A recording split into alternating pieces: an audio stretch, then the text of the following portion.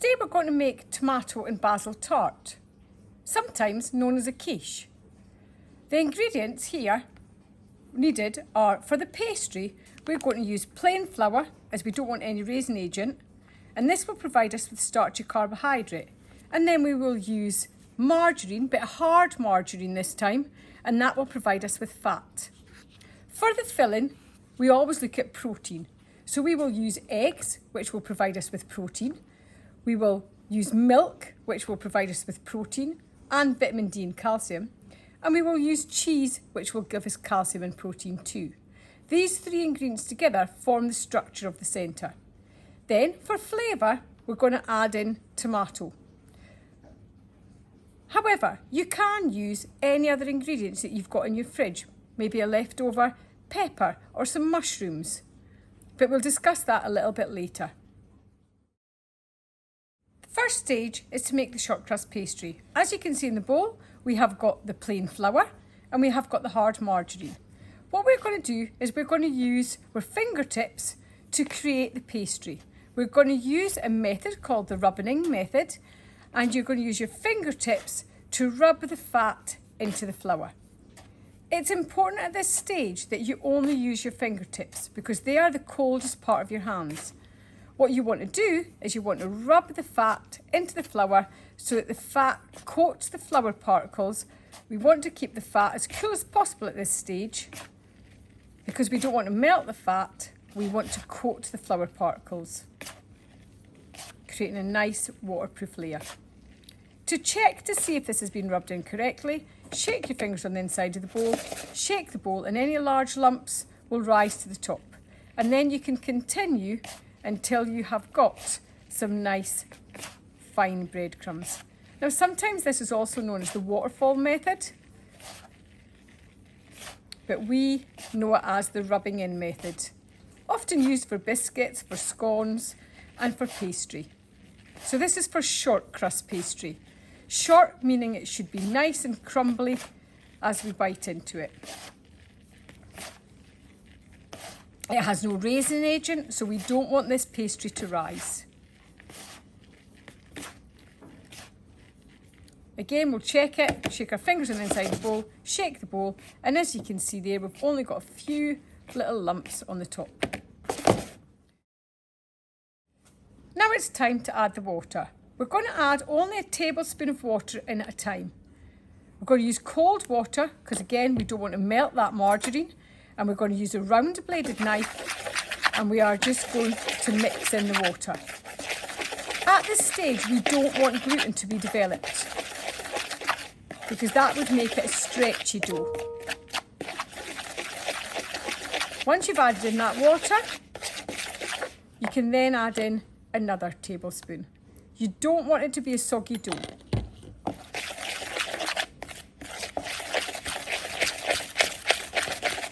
As the dough mixes, it'll start to pull it into a dough and it'll start to take it from the sides of the bowl, as you can see here.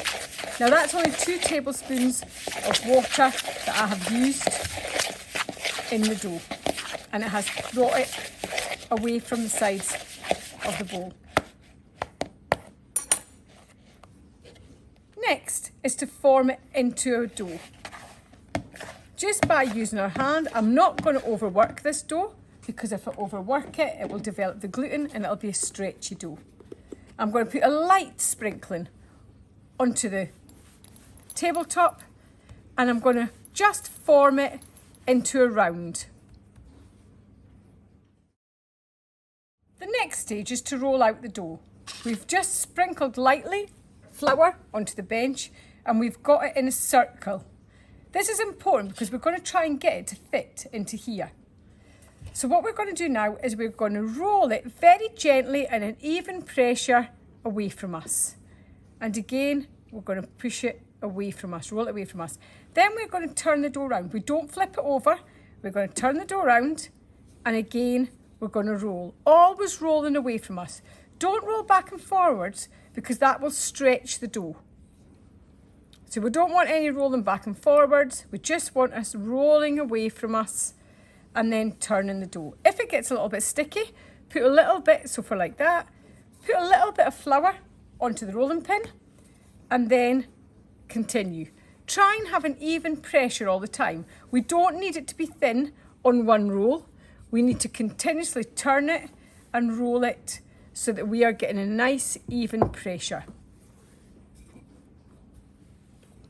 Now we need to check to see if it's the correct size. We need it to be slightly bigger than the size of the foil tray so that we can make sure it fits the lip. So we need a little bit longer.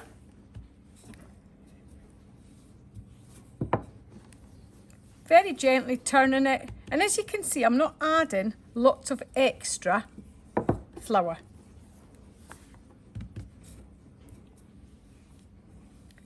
Again, we'll test it, and we're nearly there. We're nearly there.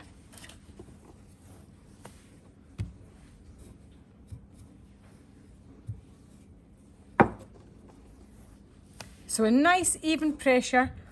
All areas of the pastry should be the same thickness.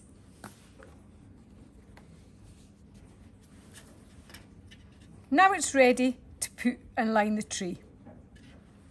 To do this, we're going to roll the rolling pin underneath the pastry and then we're going to lift it. If you try to lift it without the rolling pin, your fingers will probably go through. Then we're just going to very gently lay the pastry over the top of the foil tray. Now, to get it down into the corners, we lift and slide it. So we're going to lift it and we're going to slide it down into the corners. We're going to lift it and slide it down. And we're going to continue doing this until we've went right around the dish.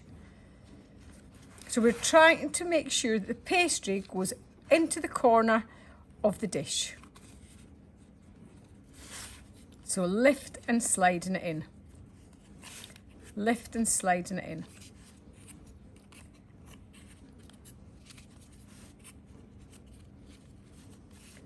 If there's a gap, what will happen is the pastry will break and the filling will run out. So just checking that our pastry has gone down into all the corners.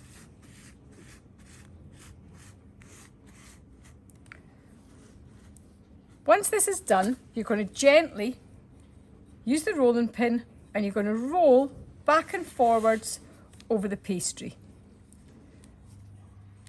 So this will take off the excess pastry without stretching the shortcrust pastry. A lot of people use a knife at this stage, but that stretches the pastry and that'll cause shrinkage when it goes into the oven. You should then be able to just peel away the excess pastry, ready for filling. Now it's time to make the filling for the quiche. Firstly, we're going to crack our eggs.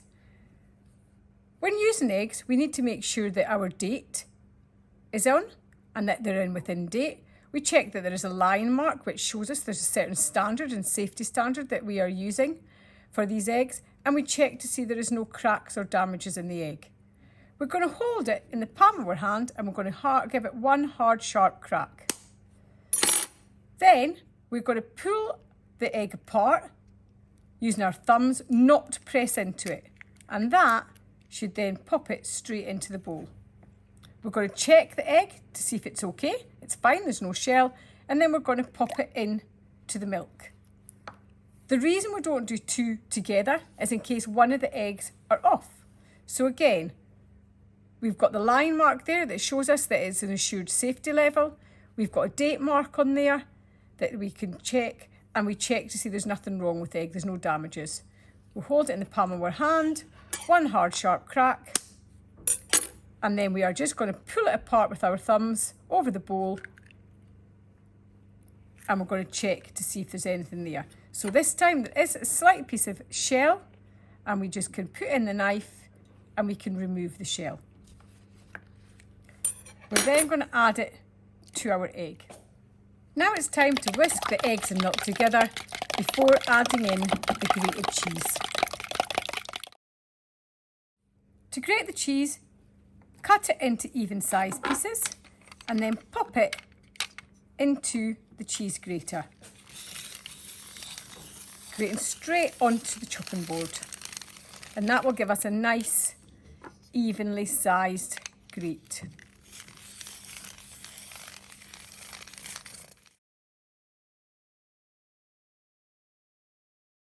Now it's time to prepare the tomato ready to be placed on the top of the quiche. We're going to use our claw grip and we're going to, onto a chopping board, we're going to do nice thin slices. Nice even thin slices so that everything cooks at the same time. Now we're ready to assemble our quiche. Next, it's time to add the filling. Firstly, we're just going to gently prick the bottom of the pastry case. We don't want to push it all the way through, but this is just to prevent any of the pastry rising. Next, we're going to add in the milk and the egg mixture.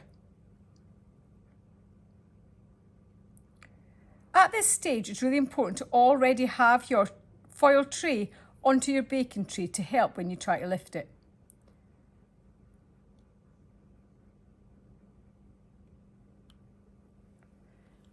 Next, we're going to sprinkle our cheese on.